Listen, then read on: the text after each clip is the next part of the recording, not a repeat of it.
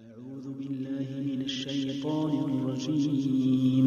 وقال الذي آمن يا قوم إني أخاف عليكم مثل يوم الأحزاب مثل دأب قوم نوح وعاد وثمود والذين من بعدهم وما الله يريد ظلما للعباد.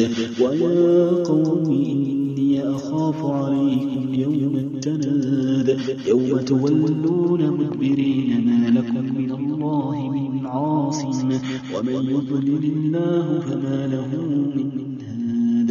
ولقد جاءكم يوسف من قبل بالبينات فما زلتم في شك مما جاءكم به حتى إذا هلك قلتم لن يبعث الله من بعده رسولا كذلك يضل الله من هو مسرف مرتاب.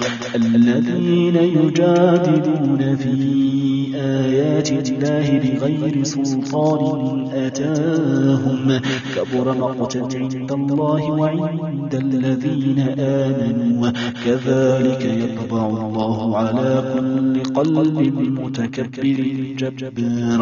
وقال فرعون يا هامان ابن لي صرحا لعلي أبلغ أسباب السماوات فأطلع إلى إله موسى وإني لأظنه كاذبا. وكذلك زين لفرعون سوء عمله وصد عن السبيل وما كيد فرعون إلا في تباب. وقال الذي آمن يا قوم اتبعوني أهدكم سبيل الرشاد. يا قوم إنما هذه الحياة الدنيا متاع وإن الآخرة هي دار القرار.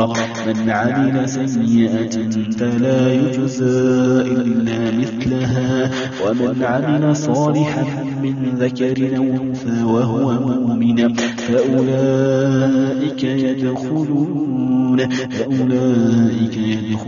الجنة